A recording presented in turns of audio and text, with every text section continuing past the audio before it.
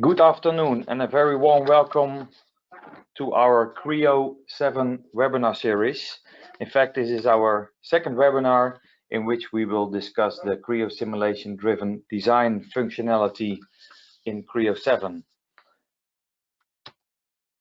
I would like to start this webinar by explaining a bit the GoToWebinar environment. You can all see a menu bar in the top right place of your screen. That menu can be minimized or maximized to coordinate your audio, but more importantly, you can answer or you can ask your questions in the question bar. Due to the fact that we have many attendees, we have muted everybody to get rid of disturbance of microphones. We will answer all your questions at the end of the webinar.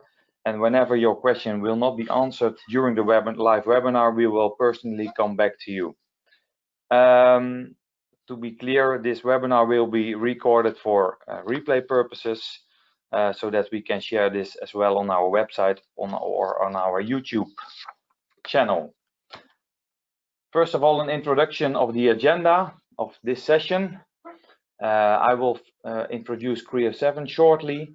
And then we'll hand over to my colleague Martijn de Wet, who will guide you through all exciting new things on Creo Simulate Live and some future enhancements as well. But that's more a broader simulation enhancements on several domains or several solutions within the PTC portfolio. Let me introduce myself and our team. So my name is Robin van Raak. I'm the Managing Director of GPO Solutions. And as you can see on the slides, our company or group of companies today consists of 47 members, employees, and we are a fast-growing company. So we started our mutual journey with Cut Corner in 2017, and that time we were at the beginning of 20 people. So we have a very quick growth. What we do is we support companies within the discrete manufacturing industry from design till finished product. And we also have a specific team, the Infinite Simulation Systems team, who's focused on high-end simulation solutions from within the ANSYS portfolio. And it's very nice to see that the topic we are addressing today is a combination of, let's say, the typical PTC business unit from Cat Corner and GPO Solutions, and the ANSYS business unit within Infinite, because Creo Simulation Live is incorporating the ANSYS solution within the PTC Creo user interface and solution. Going a step into the Creo 7 introduction. Creo 7 is described by PTC as the release on how the future of design would look like. And you could ask the question, okay, why is that the case? What we see in manufacturing today is that most of the companies within discrete manufacturing are facing some challenges. For example, increasing global competition, which makes it easier and easier for new companies or from disruptive technologies to get a footprint within the market. One other challenge that many of our customers are facing is that productivity is still growing, but the pace of the growth is slowing down. And companies are trying to find ways to accelerate the productivity growth again. And I think the most important topic is disruptive technology on this slide. And that's also explained by the next slide, in which we see that there are some emerging technologies coming or in development, which will change the way how product design and manufacturing will look like in near future. And when you look to the topics on this slide, some topics are already there for a while, like 3D printing or additive manufacturing, maybe topics around advanced materials. Everybody has heard of industrial IoT or augmented reality, but there are also pretty new topics on the slides, like artificial intelligence with generative design, or the topic of today, real-time simulation. And these new emerging technologies will definitely as I explained before, change the way how companies will design and manufacture their products. And if you will not incorporate or embrace this new technology, you risk being left behind and being taken over by, let's say, other companies who do embrace these new technologies. And that's why PTC within Creo, and especially within Creo 7, is focusing on two things. The first thing is always productivity enhancements. So making the work for the daily work from an engineer easier and easier by implementing changes in simple functions and in user interface. But the second big thing is, let's say, embracing or developing new innovative solutions within these emerging technologies, like you see here on the left or the bottom of the slide. So topics like generative design, which will be discussed in the next webinar at 4 o'clock, or simulation driven design, real-time simulation, which we are discussing today. We also see a lot of developments in the area of IoT driven design. And what do we mean with that is that we, let's say, replace assumptions on how the product is working in the field with real-time data of how the product is working in the field. We see a lot of value in augmented reality for servicing or producing, manufacturing products easier, or for selling products easier. And we see that a lot of companies are having focus on additive manufacturing. So in conclusion, let's say the two main topics of Creo 7 are, as always, one, productivity enhancements. And also, again, in this release, there are over 100 new functionalities within the core functionality of Creo 7. And then the other topics as discussed. And I would like to hand over the floor to Martijn de Wet, who will guide you to all new things in Creo 7 regarding the real-time simulation solution of PTC. Martijn, the floor is yours. Thank you, Robin, and good afternoon, everybody. So let's first look at Simulate Live, a short overview of what it is. And what you'll see in front of you is a very familiar product development process. Let's call it a traditional product development process. Generally speaking, the trend was to try and optimize this process. But if we focus on the bit or the transition between design and simulation, often this process can be a bit tedious or cumbersome. Why is that? Well, this is due to a couple of reasons mostly. Often you might need to consult an expert to perform the simulations for you. Maybe your designers are not familiar with the interface, or it's too complex, or it happens at a late stage. Another reason is the fact that often a design model is not ideal for simulation purposes and needs to be simplified. In some cases, it needs to be recreated altogether, whereby you break the link between your design model and your simulation model, and you lose intelligence in this way. And of course, this is a very iterative process. So make an update, run a simulation, review your results, perhaps make another iteration, another update, run the analysis, and then review the results again. So how do you solve this problem? Well, perhaps the best way to do this is to make simulation tools a more integral part of the development process. So giving it, introducing it early on in the design process. And that is exactly what Creo Simulate Live is for. It is a real-time simulation tool that gives you instantaneous feedback of how your design is performing while you as a designer make engineering changes. Of course, it's important to note that this does not replace your dedicated high-end, high-fidelity simulation tools, but rather complement it. The idea being that you have simulation tools for both the beginning of your design phase as well as the later stages in the design phase. In summary, you want speed and quick instantaneous feedback of how your design is performing while you are ideating, and you also want some high fidelity, high accuracy solutions to do a performance or a validation study at the end of it. Now let's look a little bit at what Simulate Live is in terms of functionality. Of course, it's based on ANSYS technology. It has been fully integrated into the Creo parametric user interface, thereby giving you the possibility to quickly make your change and get the instantaneous feedback of how your design is performing.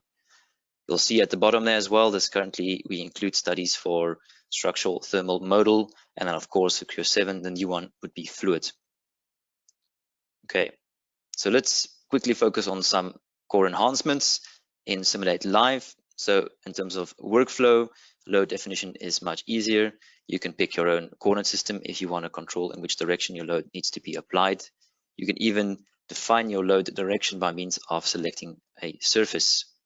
You get a load preview to see what you are defining, and you have the ability to show and hide your loads and constraints if you want to look at the results a bit closer. Then the legend has been improved as well. You of course get your primary result type, like you can see there, deformation and von Mises stresses, but you also get a rendering method, so you can look at it as a surface or as a composite or isosurface and stuff like that. These limits you see in the legend can also easily be modified, so your maximum, your minimum, and if you use something like the isosurface or composite rendering, you can also set the bandwidth and the target. Then, depending on the type of analysis you do, transient thermal or flow analysis, you can also see the time running away, and you'll see a continuous flow. Right.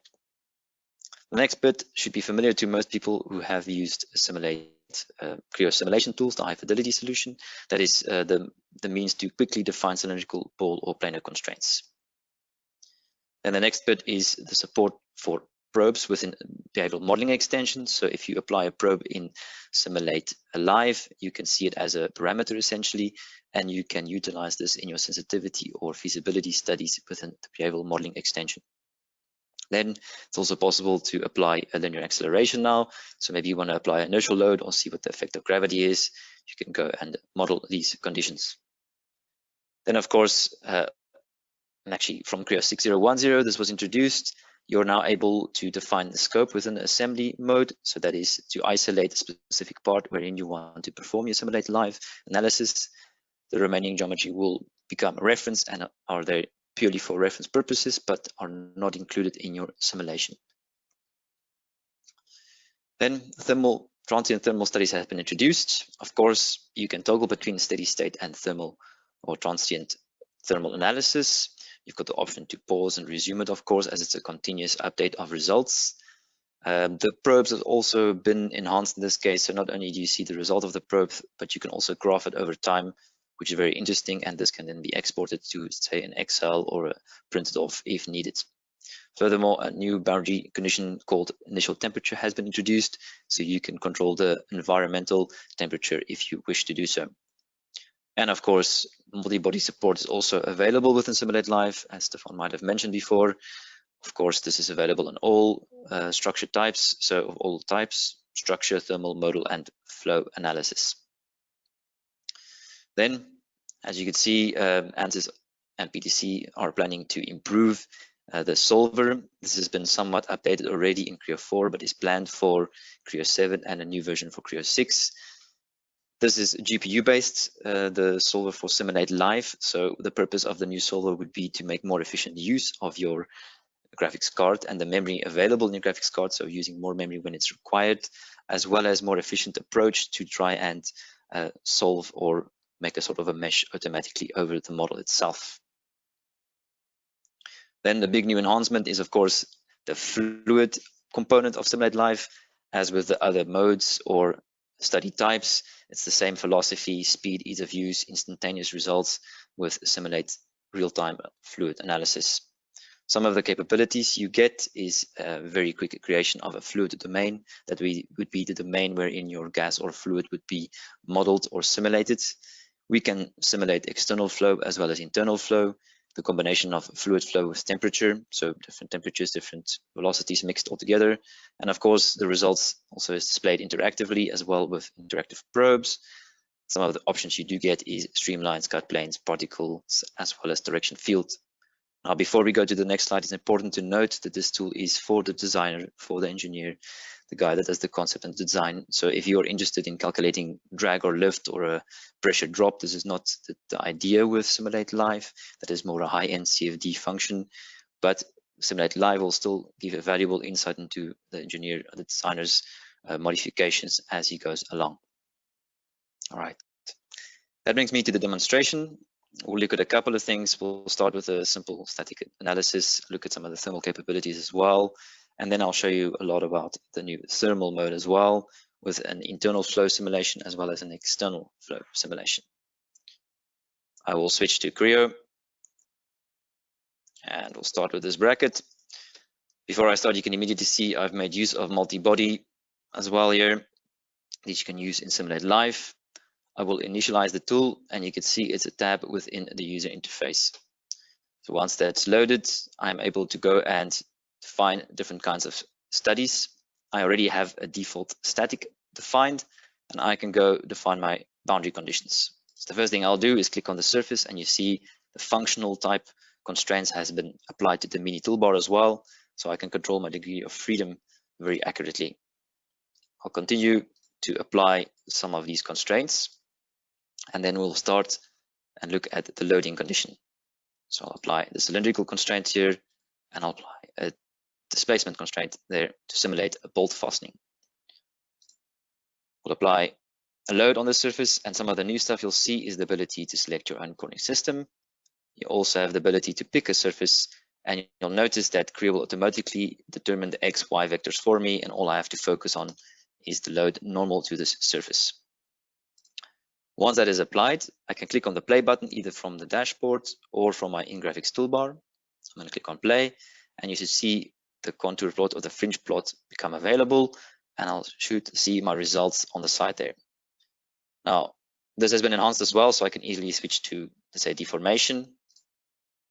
I can have a look at how it will deform. I've got more options here. So what is the true deformation? So it's very small, and maybe I want the fringe plot to update depending on the amount of deformation. If I switch back to the von Mises, we can also go and edit the legend. Maybe I want to make this slightly less or slightly more, either entering a value or dragging. I can go and try and limit my plot a little bit more to focus on where my high stresses are. Also have the ability to see the maximum and minimum at a click of a button. Then the probes have also been enhanced, so I can easily see where is the maximum stress on the whole component, and I can apply a sort of a label to it. This can then be saved, and I can use this in multiple applications. Now, the whole idea with Live is to see what happens if I make a change. So now I'm on 200 MPa, give or take, and I'm going to go make a change. Let's make it thicker. And if you regenerate, you should see the plots update as well as my stresses reduce. Now, another approach to this could be that you need to make an engineering change to reduce the stress. And we can combine this with design exploration extension. We can make a new design exploration. This is a sort of a concept sandbox environment, and I'm able to make changes and capture them as checkpoints. That allows me to do a design review, look at what changes might be handy, be sensible. I'm making the same change here now, and I'm going to save this to a new checkpoint. So let's just call it thicken. I can perhaps change the radius of that round to see what effect that will also have on my analysis. So let's do that, and I'll save that to a new checkpoint.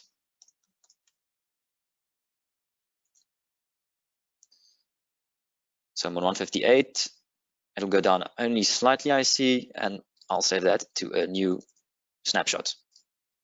Now you can use this to click through and look at what you've decided on, or switch to a different result. So you can see I went back to just the thickened one without the round, and I can eventually accept the one I want to apply to my model, so my change, or I can send the information off to a colleague for a design review at a later stage. Now I can go, I'm going to go and cancel out of here because I want to show you one more possibility, and that is the means to use these probes inside of behavioral modeling. So I can do a sensitivity analysis. Let's use the exact same dimension again, and I'll give it a range of 3 to 5, 4, and you can see the probe is available within the study. So I can plot out the effect of this change on the stress itself. So I'll compute it, and you'll see a graph pop up showing me what the effect is of changing this dimension from a minimum value of 2.5 to 4 with 4 steps. So of course, makes sense. If I thicken up my model, my stresses should reduce. So let's have a quick look at what the thermal capabilities offer. So I'm going to make a quick thermal analysis. This is not the ideal model for it, but it's just to give you an idea of what the transient capabilities are. So if I apply a heat flow here and I run the analysis, you should see a steady state result of 168 degrees. Here I can also use the simulation display button to hide my boundary conditions. And what is new is the fact that you can here click on transient thermal, and once you do that, you'll see a transient thermal solution with the time being displayed, and you can see how the temperature is increasing. Some extra stuff that you are able to do is set a time limit. Maybe I'm interested to see what happens after 60 seconds, what will my temperature be? And you can see it'll run up to 60 seconds and I get 77 degrees.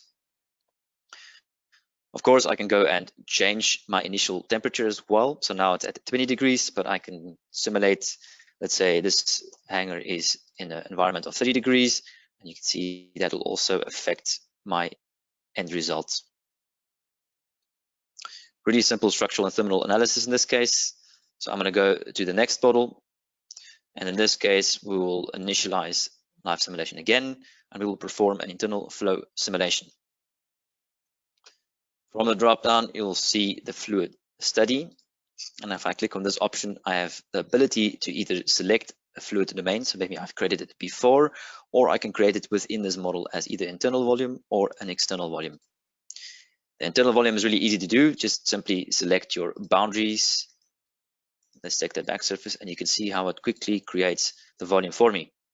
Once I have this volume, I can go and apply my conditions. So I'm going to put an input velocity of 0.1 meters per second in this inlet. We're going to use a higher velocity at the top there. So let's use 0.5. And then we'll also go and apply different temperatures. So let's use 30 degrees here. And we'll use 80 degrees on that one.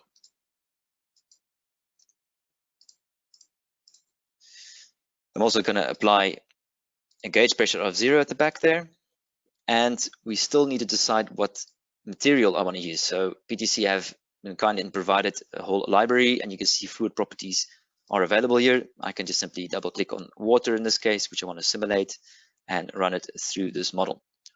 Once I'm ready, same process, I click on play, and you should see instantaneous fluid results. In this case, looking at the legend of the right hand side there, I see its velocity, its max value, so I can see the fluid difference in velocities and how they are actually mixing. We can do some other stuff as well, so we can have a look at it as a surface cap. So maybe I find that a bit more interesting. Maybe I want to see where the vortices are forming, so I can do stuff like that as well. You can see some of them forming there, for example. That's also very interesting. You've got streamlines too. Perhaps I'll show that a bit later as well with the external flow. And you've got particles too. I'm going to switch back to the show results, and we are going to go again back to max value. Actually, let me show you the composite, which is very interesting. So if you use the composite, you're able to set a specific target, and you're also able to set a specific bandwidth. So you can very easily zoom down in on specific results. Okay. I'm going to go back to temperature in this case. You can see it's already simulating. At any moment in time, I can stop it and I can play it again, so I can see how it starts. And again, this is two different temperatures at two different velocities being mixed all together, which is quite interesting and certainly very insightful for an engineer. I can also apply probe. This probe can then also be set according to a specific unit system. And of course, being a flow analysis, I've got extra functionality available to me where I can click on this little icon here and I can have a look in a graph what is happening to the temperature. This graph can then also be exported. You can also have some extra controls, so you can change how the graph looks in terms of the axis display and so forth. Making a change in the boundary condition will also update live. So if we make the water slightly warmer, we'll see how this updates, and of course, eventually this temperature will go up. Okay, you can see it's rising already. So I'm going to stop it for now, and what we'll do is we'll have a look at the last one. Again, initialize my simulate live environment, and in this case, we'll do a fluid analysis of external flow. I've got a capability here to create an external enclosure volume.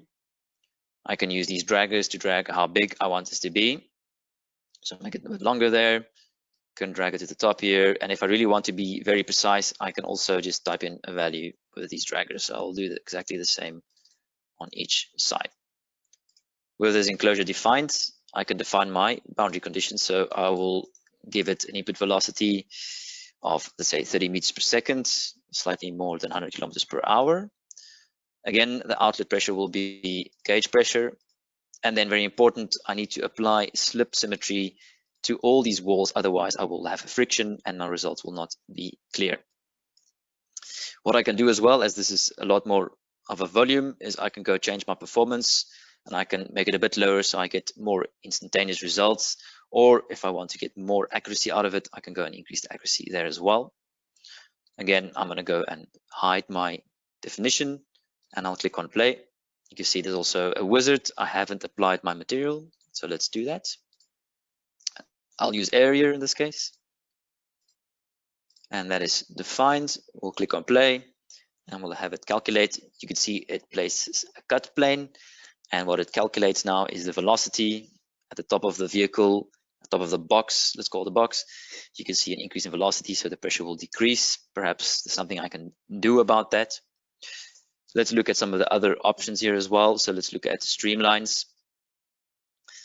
You have the ability to go and interact with these probes, if you will. So I can click on them, I can move them around.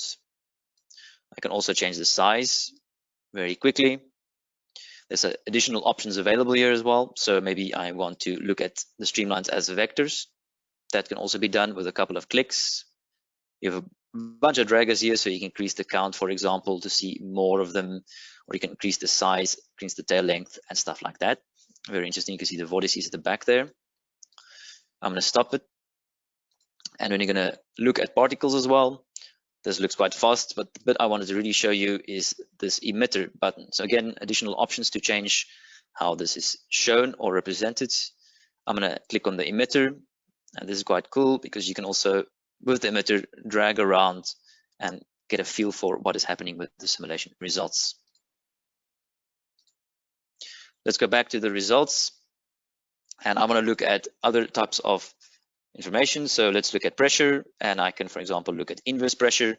This allows me to see where is the highest pressure, where is the highest forces, and where the highest drag is by. Basically, you can see there's quite a lot in front, but maybe I cannot do much because it's not my truck. But the box is from me, and maybe I can try and reduce that bit at the top there. Before I go and do this, something very interesting to look at is vortices, and you can look at that as a composite. So I can drag around again this bandwidth and target to try and get an idea of where vortices will form. You can see some of them are forming on the top of the model there. And what I've done here is I've set up my model where I'm going to replace this deflector to try and reduce the drag on top of the box or the front of the box. So I'm going to make a change. I'm going to resume this feature, and you'll see the deflector will update, and hopefully this will give me better results. So slightly less vortices here. We can go and have a look at the pressure. Again, I'm going to have a look at it as an inverse surface. Looks slightly better. Over the actual deflector, it's definitely better. And perhaps let's look at the velocity again, and we'll look at it as a surface. Let's just do that. And that looks slightly smoother too. So really handy, really quick. The idea is to give the designer, the engineer, quick feedback on how his design is performing and make quick changes. I'm going to pause this, and we're going to quickly jump back to the presentation. And I want to quickly discuss some of the enhancements coming in the future for simulation products. And what you see in front of you here is the roadmap. Of course, this is subject to change. We are currently at the second block where you can see some, say, phase 2 improvements for Simulate Live. Coming in Creo 7020 would be a new dedicated high fidelity answer simulation tool within the Creo interface. Of course, this makes use of all the powerful ANSYS technologies, so the powerful automatic measure and solver. It will support things like structural, thermal, modal type studies. Design for experiments will be supported. Really interesting stuff. And then we look further along the future with Creo 8 and beyond. You can see support for more linear, non-linear type of modeling, as well as improved probes, linear contact, and so forth for Q8 or Q2 release 2020-21. That concludes the demonstration. I'd like to then open the time for questions. We have a question regarding the hardware, as it's GPU based. So yes, it's using your graphics card to perform the simulations. That's why it's instantaneous. There are documentation on supported hardware, which PTC regularly updates. And then, of course, PTC has also been kind to make a tool available where you can just install the tool, run it on your computer, and it will tell you if your hardware or your graphics card, in that case, is optimal for simulation live. Let me just have a look, see if there are other questions. Okay.